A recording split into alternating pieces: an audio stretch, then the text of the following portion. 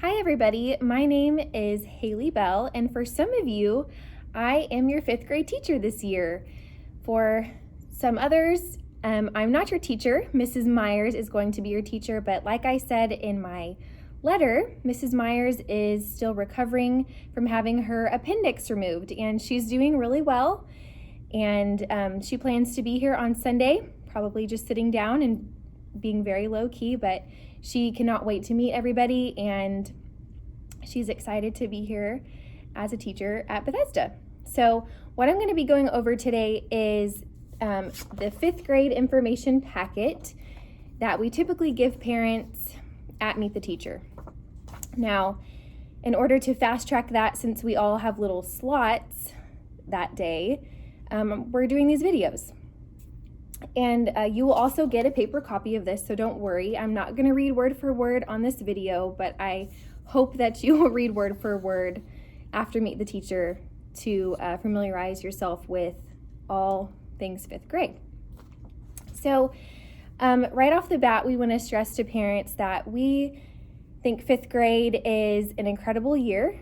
Some people may be afraid of a 5th grader. I think it's the best grade ever. And we really prioritize preparing them for middle school. So we want them to still enjoy their last year of elementary school, but we are looking forward to the future. And middle school is coming where they're going to have several teachers. They have to be extremely organized. They have to know how to keep their binder in order. They have to know how to remember due dates. And so one thing I especially encourage right off the bat is organization, and how it's going to prepare you and it's going to equip you to have a better middle school experience, high school experience, and then ultimately as an adult. It's just a life skill that we need to learn. And so the first thing I'm going to talk about is our planner. So we get a planner. We write in it every day. They'll have the agenda on the board, and we take a portion of our day. We write down our assignments, and also you highlight what is homework. And so whenever you as a parent go in and you see things highlighted, that is what the child should have completed for homework. Now, they may have completed it in class. If so, there's a done column here on the far right, and it should be checked. And if it's unchecked, then that means it should be in your child's binder, and they need to complete it for homework. Now, one thing that we ask parents to do every single night is sign the planner. And what that planner signature means is that you have reviewed your child's work. That doesn't mean that you're checking every single problem. For some subjects, you may be more inclined to do that if it's a subject that your child struggles with more than another, but it just means you're checking it for completeness. And as the year goes on, I want you to loosen the reins a little bit and let them take more and more responsibility. You're still checking for completeness, but you don't have to go in with a fine-tooth comb and check every single problem. But every day, one of their responsibilities is to show the class clerk that planner signature, and they will get an Ambassador Virtue for responsibility every single day. And so it's super important to us. We want you to know what they're learning in class, and so that's one way to be on the same page with us and know what your child has for homework, what's been completed, what's coming up, things like that. Okay, another thing that's going to help organization is their binder. So we have a specific way that we organize our binder. If you could try your best to bring the binder on Sunday in this order, that would be great. If you can't, we will get it done on the first day of school, so no stress. But here is how the binder is laid out. We have our planner, we have our pencil pouch, and these aren't, right, currently these are not in order, but I will get to a specific order in just a second. So in the binder, we have planner, pencil pouch, and then our homework assignments, past assignments that may have been graded that we don't want thrown out yet. So like if I've graded all of their science papers, but we haven't tested over it yet, you're going to see those still in the binder. It may start to look a little bit full and you may be tempted to, well, we need to clear this out. This is way too full. But we actually do that in class, and I teach them when it's time to do that. So you may see things start piling up, but if it's in there, it's important. It means we haven't tested over it yet. So don't take anything out of the binder. So our binder will have tabs. It's okay if your tabs have pockets. It's okay if they don't. But here are the tabs that they need to have. If you can have these ready by Sunday and already in the binder labeled, that's great. If not, we'll get to it. But here they are. Homework, Bible, math, language, spelling, reading, science, and history. So we are changing the binder slightly from what it was last year. Last year we did not have a homework tab, and so we were having some issues with homework getting put in odd spots, and so now we have a specific tab for it. Your child's homework will be in the same tab every single night. Any homework, whether it's a spelling assignment, math, anything, it's all going to be in that specific tab. Easy for everyone to find.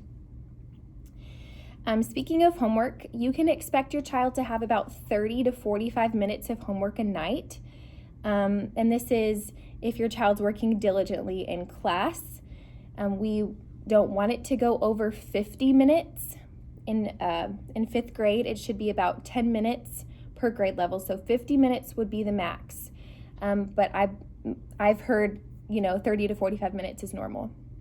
That is going to usually include finishing up math problems because they have 30 problems a day. So usually they can get about half or 75% done in class. So finishing up math, studying for upcoming Friday tests and quizzes, which are your memory verse, your Bible quiz, and your spelling test. And occasionally we'll have something else throughout the week, if we have a history test on a certain day or whatever. So usually finishing up math and studying. We try to get every other subject done in class, but occasionally you may see a reading paper or something like that come home as well. Okay, next thing I want to talk about is Ambassador Virtues. So if you were with us last year, this is the behavior management program that we use, and it's incredible. I feel like it works very well. The students respond to it well. And we've kept it mostly the same, but changed up the wording a little bit.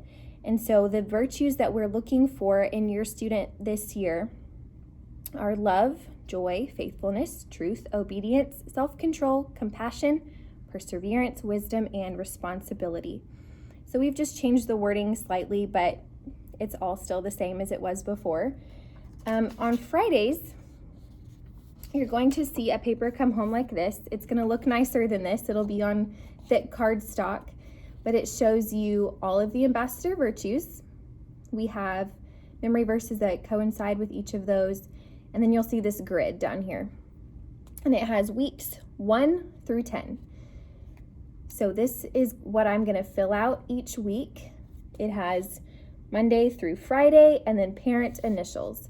So as we go through the week and I'm seeing them displaying all these wonderful virtues, I'm notating that. So if I see somebody displaying love, I will call it out, and then I will give them a number 1 because love is number 1. So that's how we compare it on the paper.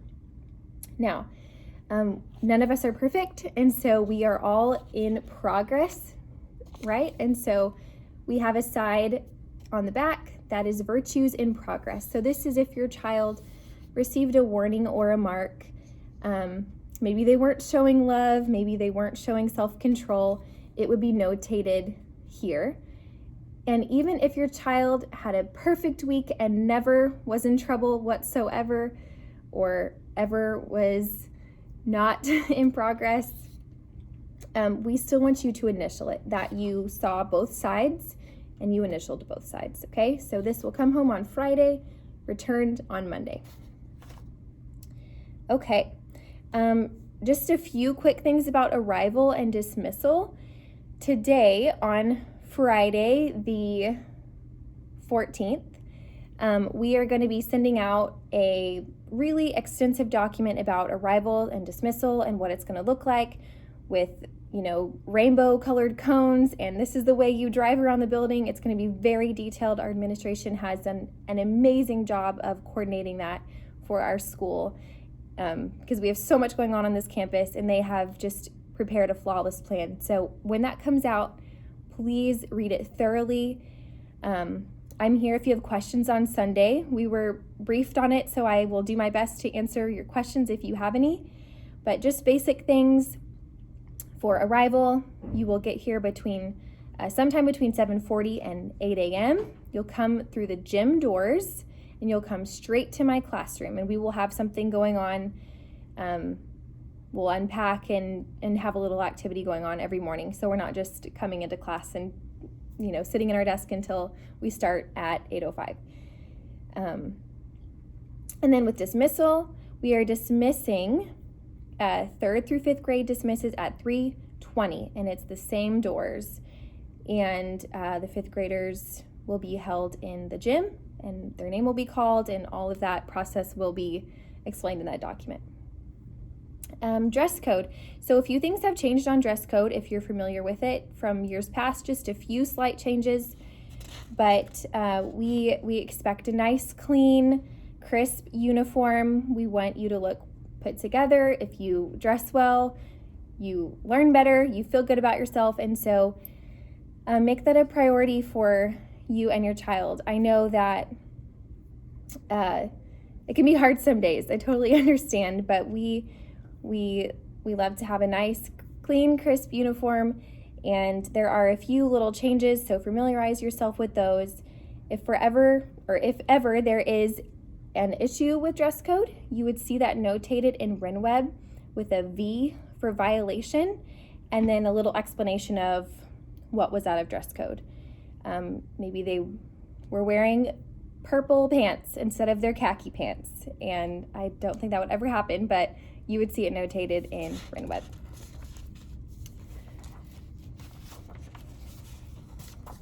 Now, I'm not going to go through subject by subject of all the lovely explanation that is on this document, but you can see that when you get your paper copy. I just wanted to touch a little bit on Google Classroom. So weekly, even while we are on campus, you will see your child working in Google Classroom at least once a week on some assignment. It could be across any subject. We just want to stay fresh with it. We want them to know how to turn in a quiz or complete an assignment, turn in an assignment. And so you may see something come home that you have a Google Classroom homework assignment, and you're like, well, we're on campus, why are we doing that? And we just want to stay fresh with it. If anything were to happen and we have to be at home for 2 weeks in quarantine, we know how to work it, we know what we're doing, and we can just easily transition there. Okay, I'm almost done. Contact information. So my email is probably the best way to contact me. I check it multiple times a day. I have my little, notification sound turned up so I can hear it throughout the day if I get an email. In this packet, I'm also giving you my phone number. It doesn't bother me if you need to talk on the phone or send me a text. If I haven't responded and it's something urgent, please don't hesitate to do that. I wear an Apple Watch, and so I will see it if you have an emergency text message coming through. Obviously, that phone number is to be used during school hours, and I know that you would all respect that anyways. But it is available to you, and it doesn't bother me if you need to send me a text or you want to speak on the phone. And last thing that I want to say is, as I mentioned in my letter, I am expecting, and I'm really excited about it. It's wonderful. We are having a baby boy after having 2 girls, and so we are overjoyed that we're finally getting a little boy, and he will be born sometime mid-November. And we never really know with babies, but his due date is mid-November. And at that time, after he's born, I am taking a 12-week leave. and I'm really grateful for that the school was able to accommodate my wishes. And while it will be extremely hard to be away from my class, I know that, these are precious moments, and I'm excited to be able to take that time with my baby for 12 weeks. And so that puts me back about mid-February, depending on when he comes. But while I'm out, I will have a fabulous long-term sub, even though we can't even really call her that because everybody will be familiar with her. Her name is Hannah Cook, and she's going to teach honors math. So many of your students will be very familiar with her, and she's going to be in my classroom every day. And so it's just going to be the smoothest transition ever. She's going to know how our classroom is run. She's going to know everything. It's going to be fabulous. And I don't feel like any student or parent would feel any hiccup whatsoever. I think it's going to work out really well. And so I wanted to give Hannah a moment to speak and introduce herself and share whatever she wants to share. And yeah, ready?